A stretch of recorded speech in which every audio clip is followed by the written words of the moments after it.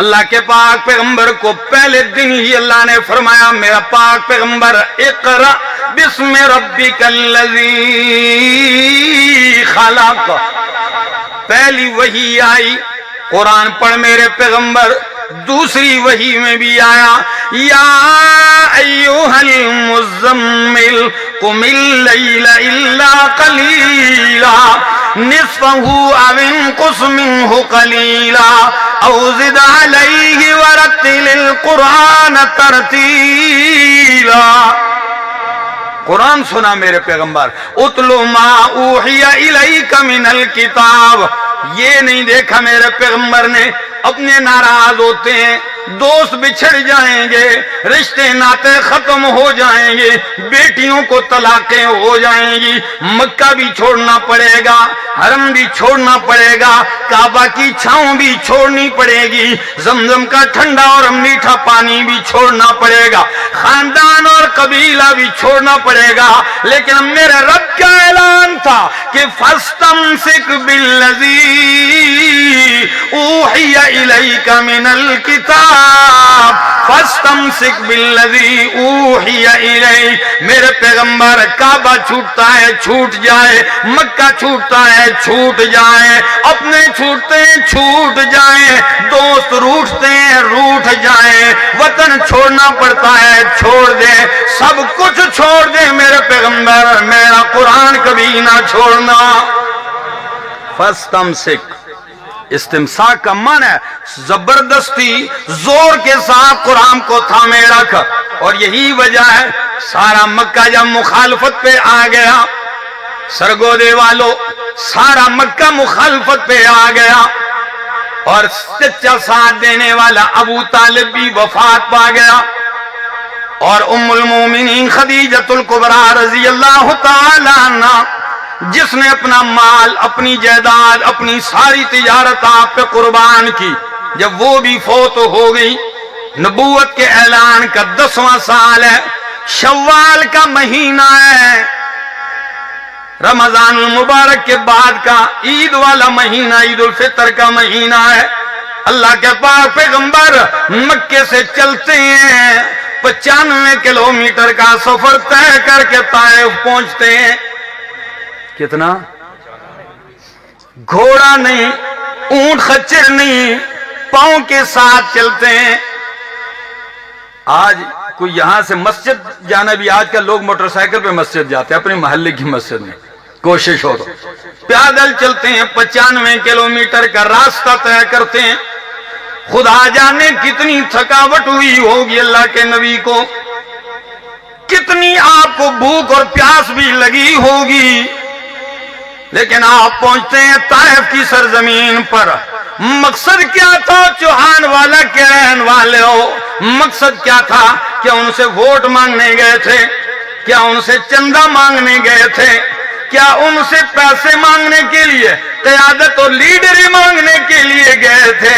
نہ میرا دوست، میرا مصطفیٰ چل کے اکیلے جب پہنچتا ہے، بنو ثقیف کے 3 سردار اکٹھے بیٹھے ہوئے ہیں اپنے حجرے کے اندر، اللہ کے پاک پیغمبر جب داخل ہوتے ہیں اندر، ان میں سے ایک لگا ہوا ہے کعبے کا غلاف سی رہا ہے، اور 2 ساتھ بیٹھے ہوئے۔ خدا را میرا وقت تھوڑا ہے، مضمون بہت اہم ہے، ذرا عبرتیں دیکھیے، ذرا سبق دیکھیے، ویسے ہی میرے سامنے قرآن نہیں آ گیا۔ یہ تاریخ ہے دکھوں کی، تکلیفوں کی، قربانیوں کا ایک لازوال سلسلہ چلتا ہے۔ میرے محمد جب پہنچتے ہیں، کہتے ہیں او طائف کے سرداروں، تینوں بھائی بیٹھے ہوئے ہیں، فرمایا میں اللہ کا رسول ہوں، مکے والوں نے میری بات کا انکار کر دیا ہے، میرے راستے روک دیے ہیں، میری دشمنی پہ اتر آئے ہیں، میرے قتل کی تدبیریں کرنے لگے ہوئے ہیں۔ لوگوں میں تمہارے پاس اللہ کا پیغام لے کے آیا ہوں، اللہ کی توحید سنانے آیا ہوں۔ توحید سنانے کی دیر تھی، سارے دستور پیچھے چھوڑ دیے انہوں نے، اپنی ثقافت بھی پیچھے چھوڑ دی۔ عرب مہمان نواز ہوتے ہیں، آج مہمان نوازی کا بھی ان کو خیال نہیں آیا۔ آج ان کو ایک پردیسی کا بھی خیال نہیں آیا، آج ان کو ایک معزز مہمان کی گفتگو کا بھی خیال نہیں آیا۔ جٹ ایک دم کہنے لگا، پہلا بول کے کہنے لگا کہ اللہ کو آپ کے سوا کوئی اور نہیں ملا نبی بنانے کے لیے۔ اللہ اکبر۔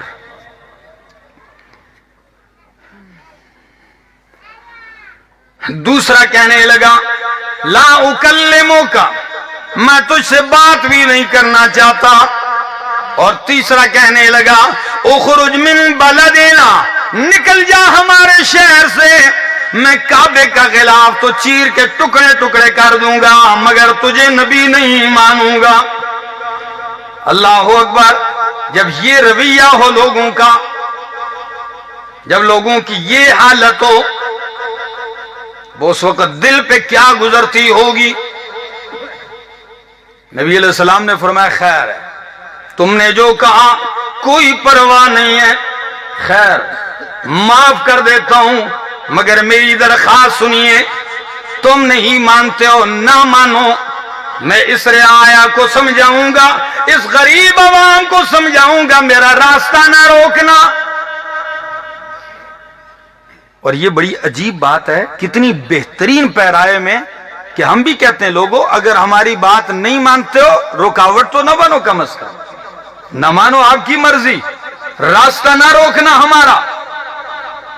لیکن انہوں نے یہ بھی نہ مانی، پورا شہر سارا کھڑا کر دیا، پورا شہر اٹھا دیا، بچے کیا، بوڑھے کیا، جوان کیا، مرد اور عورتیں کیا، پتھروں کی بارش۔ علامہ ابن کثیر رحمہ اللہ البدایہ والنہایہ میں لکھتے ہیں، محمد ابن اسحاق مغازی کے امام لکھتے ہیں، تاریخ کے کیا لکھتے ہیں، 10 دن اللہ کے پاک پیغمبر طائف میں گزارتے ہیں، کتنے؟ 3 میل تک ہر جانب سے پتھر ہی پتھر ہیں، آپ کے سر کا خون پاؤں تک پہنچتا ہے، سارے کپڑے خون میں رنگین ہو جاتے ہیں۔ اور عجیب بات، کسی سیرت نگار نے خوبی تبصرہ کیا کہ لوگوں رجل غریب وحید بعید عن اہلہ ووطنہ، ایک بندہ ہو، پردیسی ہو، اجنبی ہو، خاندان سے بھی دور ہو، علاقے سے بھی دور ہو، اور سارا گاؤں ٹوٹ کے اسے مارنے لگ جائے، خون میں نہلا دے، اس کے دل پہ کیا گزرتی ہوگی۔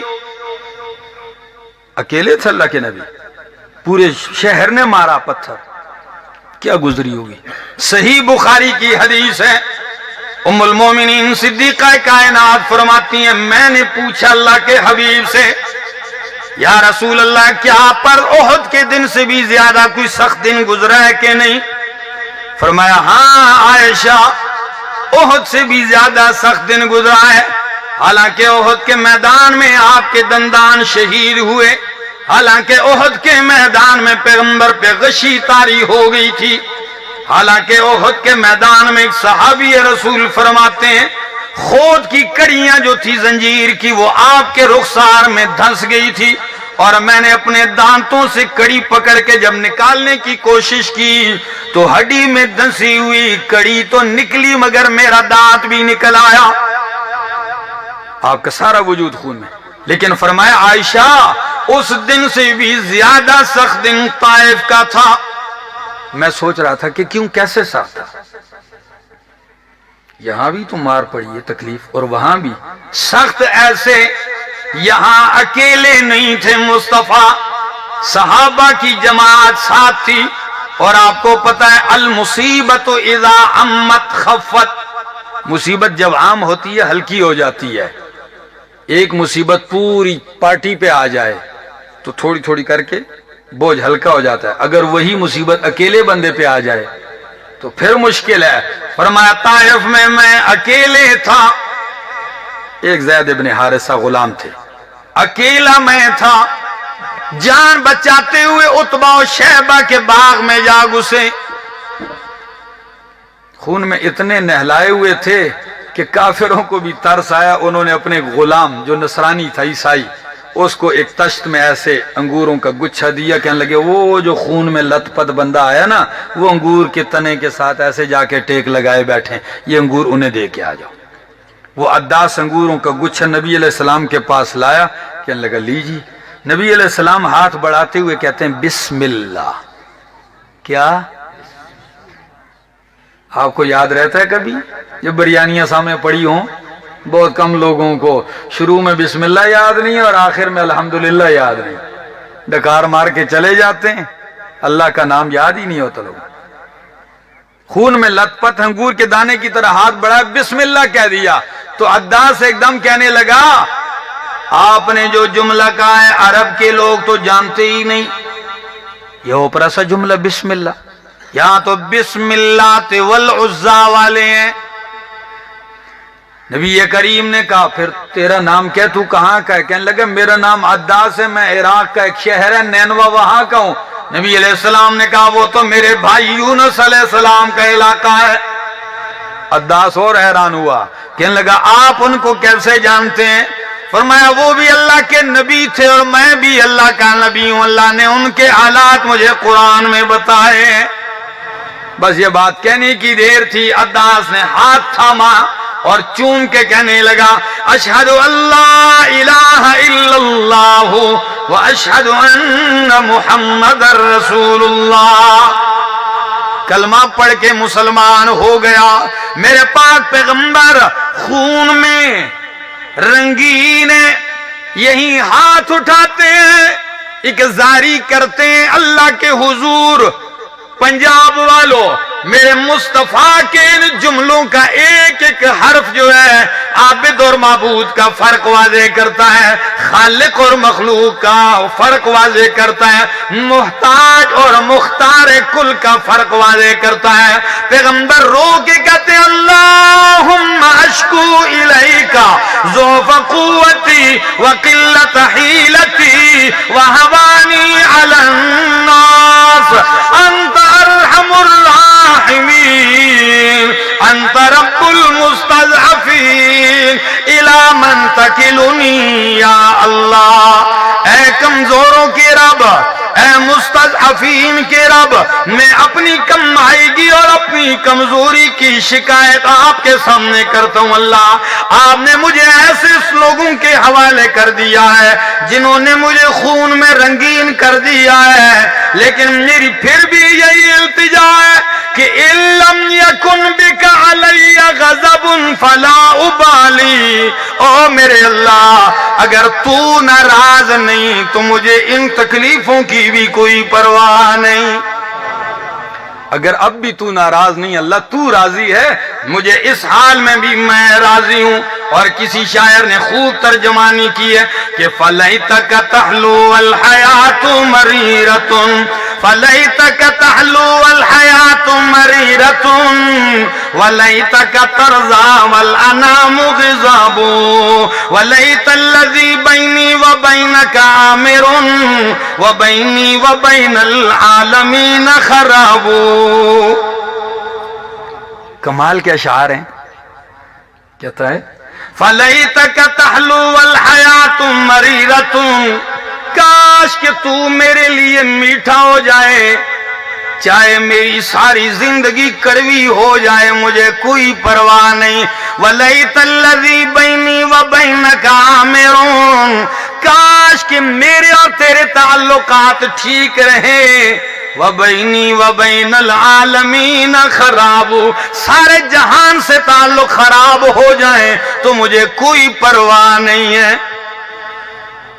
اِذَا صَحَّ مِنْكَ الْوُدُّ فَالْكُلُّ حَيِّنٌ، وَكُلُّ الَّذِي فَوْقَ التُّرَابِ تُرَابُ۔ اللہ جب تیری محبت مجھے مل جائے تو مجھے کوئی پرواہ نہیں ہے، اس مٹی پر جو کچھ ہے سب مٹی ہو جانا ہے۔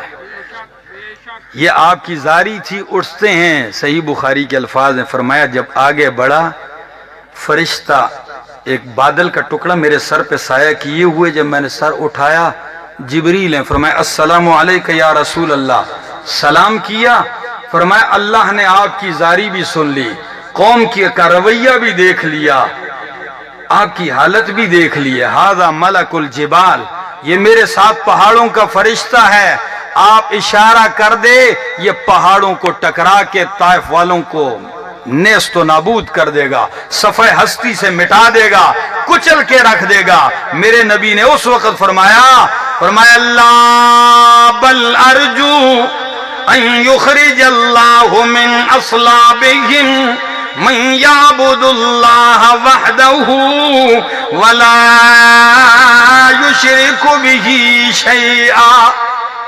اللہ میں اب بھی یہی چاہتا ہوں، یہ نہیں مانتے ان کی نسلوں میں سے ایسے پیدا کر دے جو تیری عبادت تیری وحدانیت کے ساتھ کریں، توحید کے ساتھ تیری عبادت کریں۔ میرے دوستو، میں نے چونکہ مہمان خصوصی کے ہوتے ہوئے بھی ایک تھوڑا سا وقت لے لیا، لیکن وجہ